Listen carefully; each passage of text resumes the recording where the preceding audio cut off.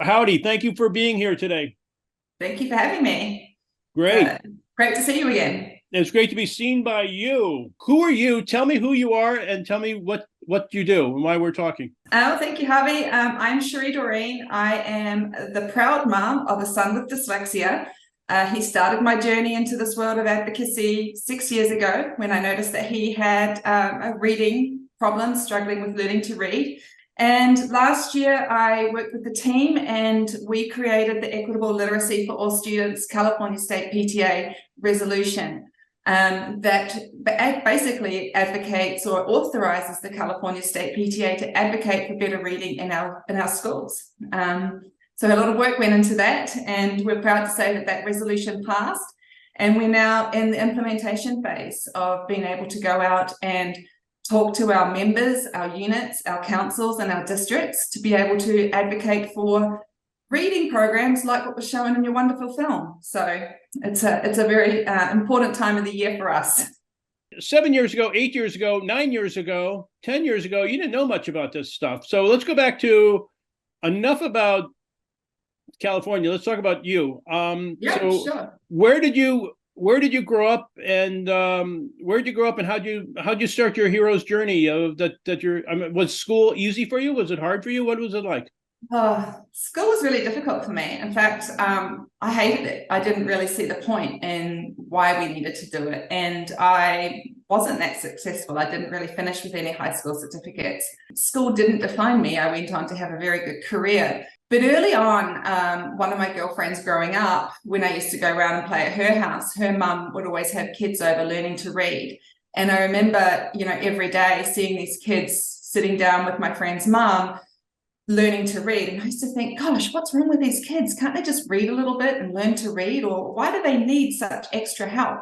Because reading was natural for me and I picked it up quite easily. In my senior year at high school, I volunteered and I worked with a young freshman, and I would spend an hour or so each day sitting down in the corridors with him and working with him and helping him read. And I remember thinking, gosh, this is a kid in high school and he's really struggling with some of this basic reading. And I still didn't know what dyslexia was right now. And I didn't realize that what my friend's mum was doing was spelled. And it's the dyslexia support group, the tutors in New Zealand. When I started with my son, I read to him every day in the womb. And one of his favorite pastimes was coming to me and he would say, Mum, Mama, book. And we would read. We would read a lot to him. And every night we would read to him.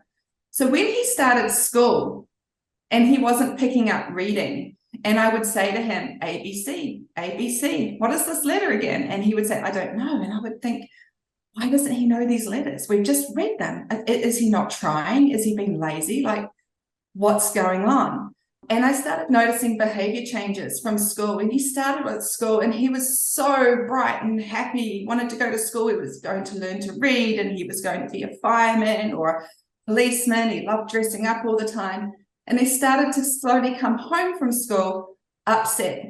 And all this empty work would come home, worksheets that were not completed. He didn't have his name on it. He didn't do any of these things. And he started to really hate school. And I started thinking there's something really wrong. I spoke with his teachers and I spoke with other parents, and everybody said, look, no problem. They all learn at their own rate, or we don't test until third grade, or he maybe just needs a little bit more reading. Why don't you read to him more?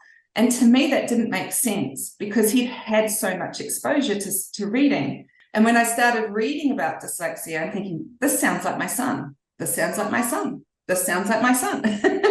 And my husband said, he doesn't have any of that. He doesn't have this dyslexia thing. And so it was real confusing for me at that time. I was at first told that there wasn't any reason. He just needed to read more. And so I knew, and I think this is the important thing for parents, is you got to go by your gut instincts. You know your child better than anybody. You have a bond with your child that nobody else has. And if you suspect that there is something wrong, follow it up. So your journey that you just said, that's happened just as a universal thing. There are probably a couple parents watching you right now that are saying, wait, wait, that's my kid. So what I like is this banner of everybody coming together, and this is a movement right now. This is a huge movement. If we know better, do better. Am I correct? Absolutely. And I think in any sort of other form of business, if you're in manufacturing, if you're, a retail merchant or anything else, we would be following best practices, because we're always looking at that bottom line. And in education, we've got to look at our finances, but our bottom line is our kids. Are they succeeding? Are they developing? Are we doing the very, very best that we know we can do to help these kids succeed?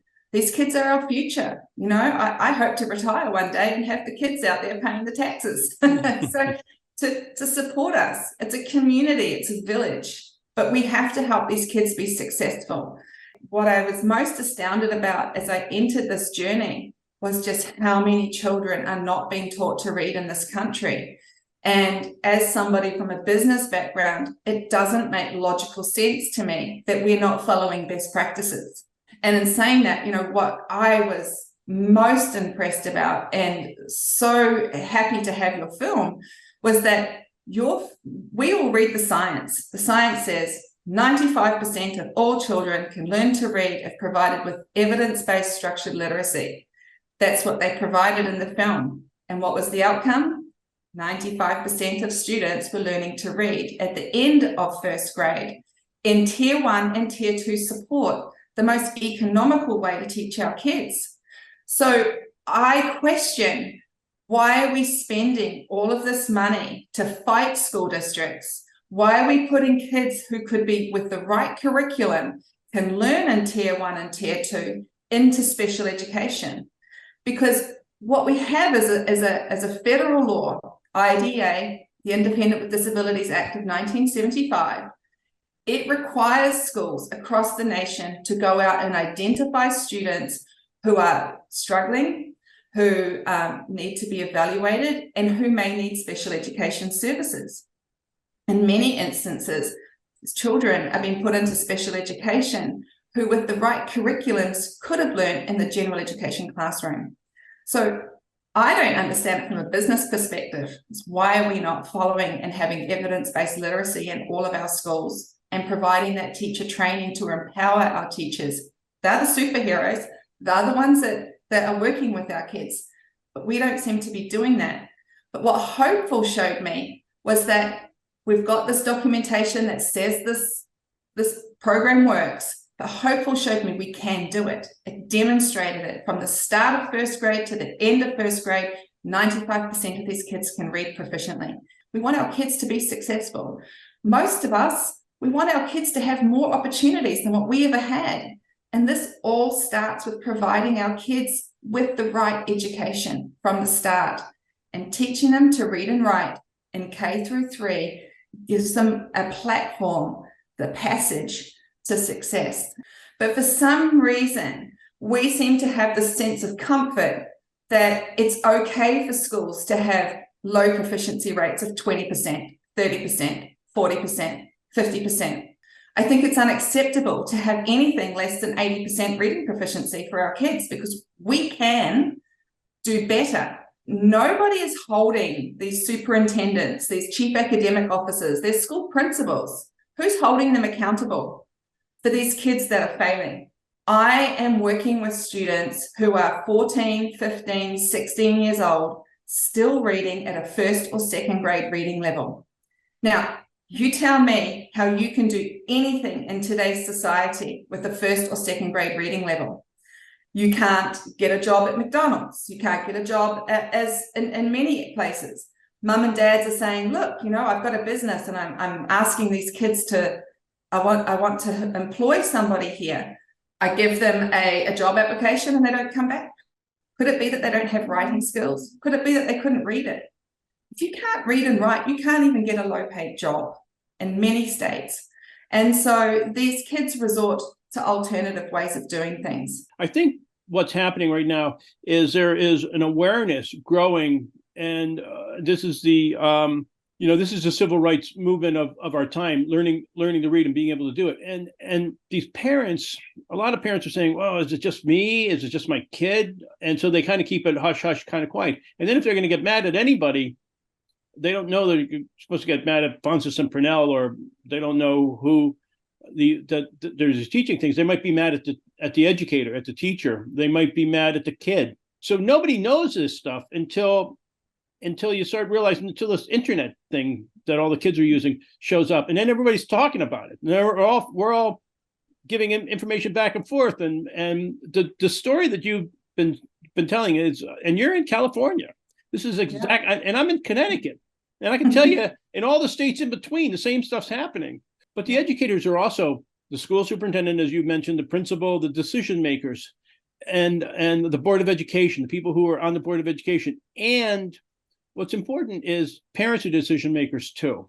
Yes. So teachers can say, hey, I've had enough of it. I want to talk to the school. I want to make a difference here. And sometimes it's like them banging their heads against the wall, but we all have to work together. We all have to be allies on this. Enough about you. Let's talk about us. So let's think about all of these people who need to see the film and why they need to see the film. And then what do we do from there? Because the film isn't going to just, the film gets people talking, gets everybody in the same room, gets everybody on the same page, and gets all the people we just mentioned, the Board of Education, the school superintendent, the teachers, the parents, all on the same page. And that's why we love having these panel discussions afterwards. Did you like our panel discussion? Did you like the film? I did. I really did. I thought it was fantastic. It was a really good discussion with wonderful people. Leslie Zorora, I know, works very hard. Sharon Dunn works very hard and did some great things with her elementary school. Margaret Goldberg is, a champion for the Right to Read project. And I'd say the last person's name. Well, Donna with the hardest name in the world. I'm dyslexic, so Donna has like 3 last names, and we've talked about it, so we can probably just insert Donna saying her name right now. That would be perfect. Donna Trinka Schultz Heitmanik. I love Donna's last name. I mean, I get tongue twisted. She does quiz people on it. She quizzed me on it, but I have bad phonological processing, so I can hardly say my name. So. One of the things that we need to do is when we have a problem, I think Crocodile Dundee said it right best in that in his Crocodile Dundee movies back in the day. He said they were in the bar. He came in, he told the whole bar, everybody started talking about it. And once everybody starts talking about it, we no longer have a problem, right? And that's what we need to do. And the first stage of being able to raise awareness is we've got to do it at multiple levels, right? Each of us as parents are in different levels of this journey. We have to make sure that we have awareness across our parent base. We have to have awareness across our student base. I think students need to be aware that some children have learning differences. We need to be having these conversations at multiple levels across our society, not only, in our schools. We need to be talking to businesses, Chamber of Commerce. They need to know that the reason why their members can't get skilled staff workers is because these kids are struggling to learn to read. But one of the things that happens when we start having these conversations is that if you have a child with a reading disability and maybe you've been able to fight for them and maybe you've got them the services that you need, if you're having to go down that due process stage or that due process pathway to being able to get what you need, and you do get what you need for your child, you're often given a settlement agreement. And that means that those parents cannot speak about the agreement that they've made with their school district. You may be that you've agreed to something in an IEP, and so you don't want to be that person to speak up in case those services get taken away from your child and you fear retaliation. There is a fear of speaking out for some of these parents about how do we advocate for our kids and advocate for those kids behind us. We know from some of the data that even though you filed due process and maybe you've won against that district, it doesn't necessarily flow on to the next child. And Tony Thurman, who was the superintendent of schools here in California, he said at the Reading Leagues conference that if this isn't mandated, the school districts won't do it. And so it really means that what we've got to do is multiple levels of support, from the parents and the school sites to the districts and to the state. And so we need to have this grassroots movement getting stronger so that we can create that awareness and we can drive change at multiple levels to be able to get that for our kids. And when you're wanting to get change in a state, that's how you've got to advocate and join together in groups. Decoding Dyslexia, California Reads, the Reading League is now here in California. There's so many good organizations.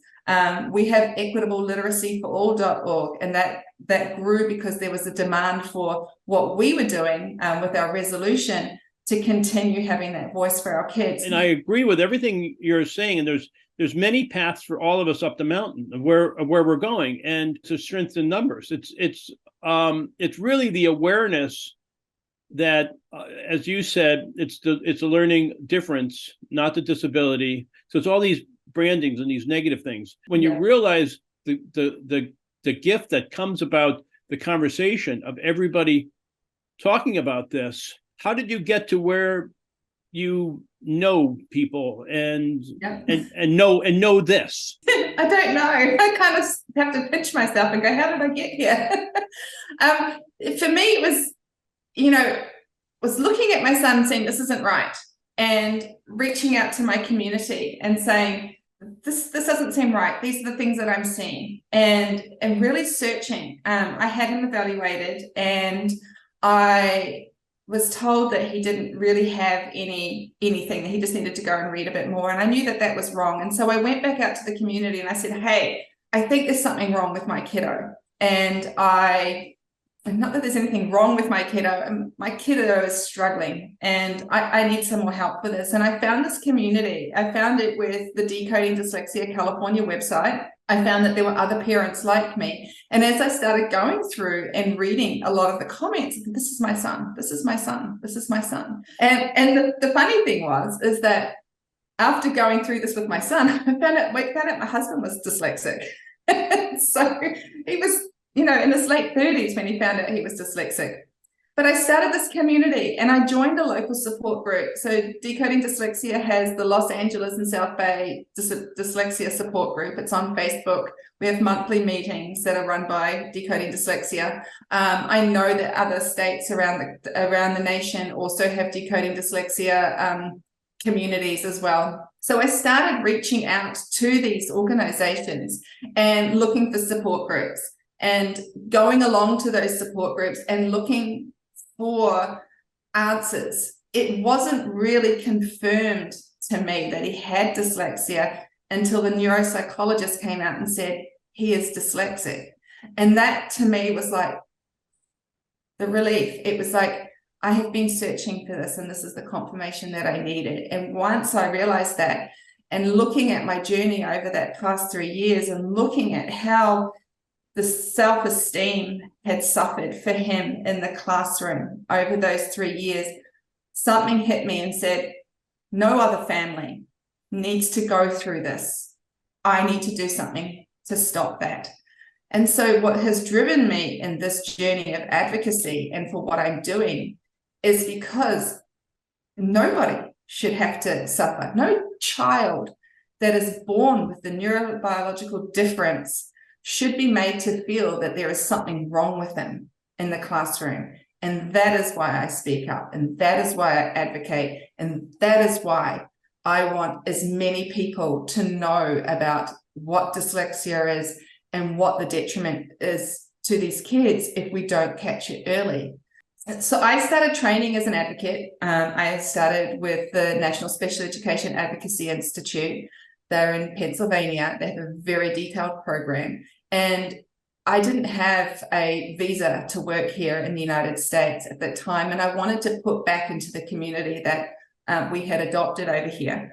And so what I started seeing was generations of illiteracy and generations of children and parents living in low poverty areas through no fault of their own. They were just never taught to read, and how reading could really change the trajectory of their life. And I thought, how can I, as one person, make this difference with my tribe? How can I support the tribe that is speaking out. And obviously that's why I went down this journey with the California PTA, because I saw that that was a network that has tentacles in a lot of schools and districts around the state and across this nation. But the first thing I think that parents need to realize is that if their child is struggling at school, and if they feel, if they've got that gut feeling that something's not right, they need to push for an IEP evaluation. And IDA is very clear about that. If a parent requests an IEP evaluation, the school district must respond in one of two ways. Prior written notice outlining why they're refusing to identify or to evaluate that child, or an assessment plan. Those are the two methods for which they must do when a parent requests in writing an IEP evaluation. IDEA is a federal law. It is the same across the nation. Different states have different education codes for their state, but federal law supersedes that of state anywhere. And I think that's important for parents to know, that if your child is struggling to read, look at the federal law and get the help that your child needs. Request the IEP evaluation. In a lot of schools, what we're seeing is parents being pushed back. They're saying, oh, well, we do an SST first, or which is a student study team. We're going to assess, we're going to have a group of teachers, we're going to watch your child, and we're going to see if your child will respond to any of our interventions. That's response to intervention, or RTI. Those practices can be done, but they do not take away that right for a parent to have IDEA evaluation.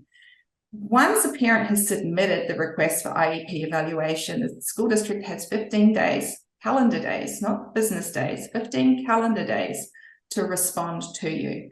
Once you sign that assessment plan, the school district has 60 days to evaluate, call an IEP meeting, and to go through those results with you. Now, if you're new to all of this, I highly recommend getting an advocate or finding a tribe on Facebook that, depending on your budget, can help you. Some might charge $30 an hour, and I've seen advocates charging up to $250 an hour. It really depends on your family's circumstances about finding an advocate or a family friend who's perhaps been through this with you to support you when you're going into these meetings, because they can be very intimidating. It might be one of you against 5 of them advocating for your child, but you have to remember that you are an equal participant in that IEP meeting, and that your voice is there for your child. So I'm a parent, I'm watching this. Are there ways to contact you? Are there ways to contact other advocates? How do you find an advocate? Is it like you wish upon a star? How do you? I think it's really important when you're finding an advocate. So the first thing to realize with an advocate is that we are not providing legal advice. Okay, we advocate alongside you. Okay, so an advocate doesn't need to have any formal qualifications in this country. It's just somebody that is there to support you and advocate alongside you. If you are looking for an advocate, then the Council of Parent Advocates and Attorneys, so COPA, has a very good database of advocates that are available in many states. You can reach out to the International Dyslexia Association. You could reach out to Decoding Dyslexia in your state. You'll find a local support group to see what you can get. Facebook has so many disability support groups, like Disabilities Rights California. That's another place that you can go to. Most states will have a disabilities. There are a range of different advocates that might be available based on reading. Some advocates might be available through your regional centers. If you have a child with autism, you might get an autism specialist as an advocate. So really it comes down to word of mouth. How is this advocate going to be a fit for you and for your student, for example, or for your child?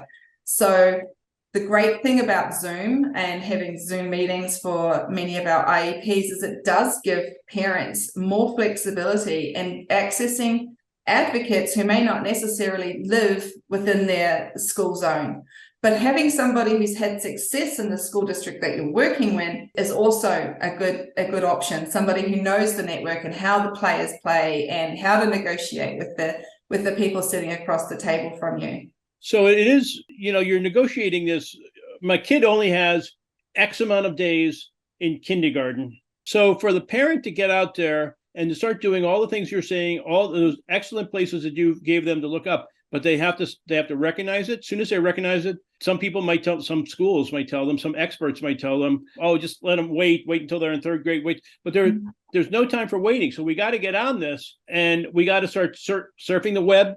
And I love what you're saying. We can Zoom people nowadays. We've learned that since the pandemic. We can talk to people all over the place, and a good advocate will help find somebody in your area.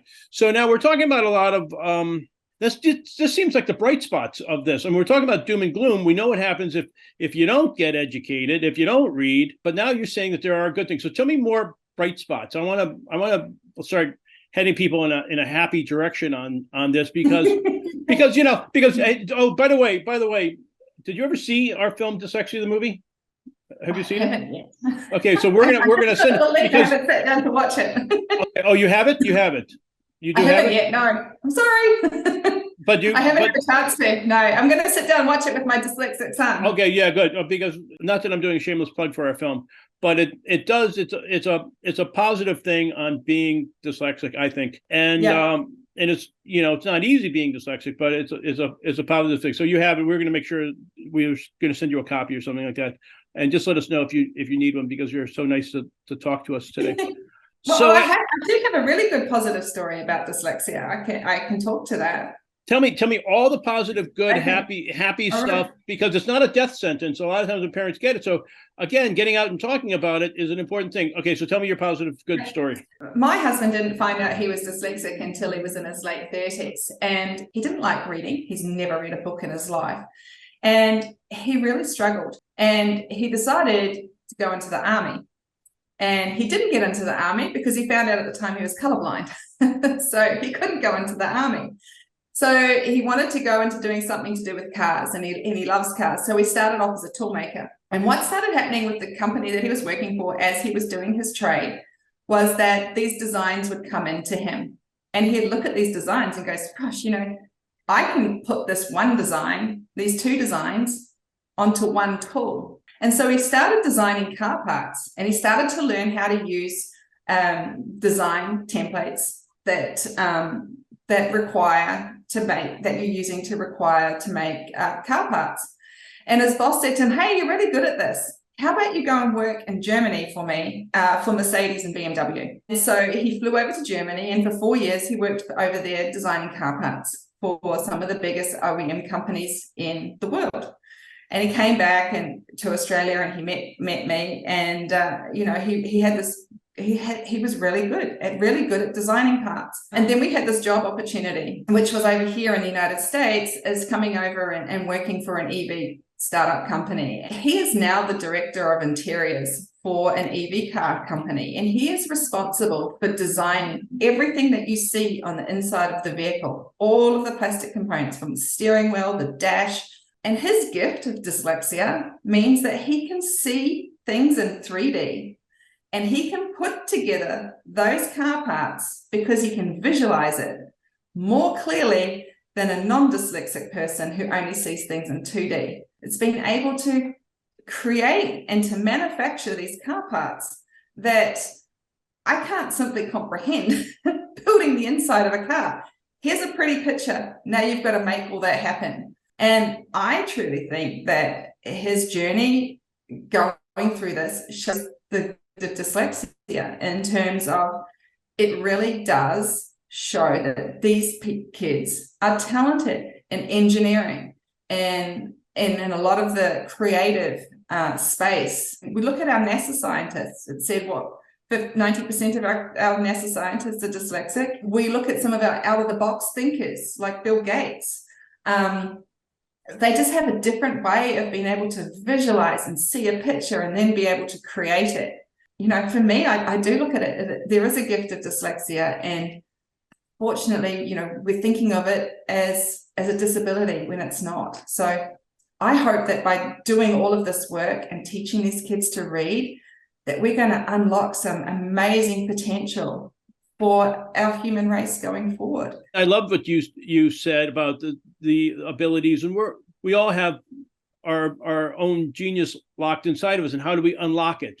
To your friend that you were talking about, who you're advocating for, who has a second grade reading average, there's nature and nurture involved there, but it's harder to get the new ideas and have the empathy if you're not picking up new ideas by reading and absorbing. So you want to be able to build great human beings. So I'm at Necker Island, and Richard Branson comes up and says to me over my shoulder, we're all talking, a bunch of dyslexic people were talking, and Richard Branson said, he goes, I quit school when I was whatever, he quit school at 14 or 16. He goes, if I knew what I knew now, he goes, I would have quit school when I was 12.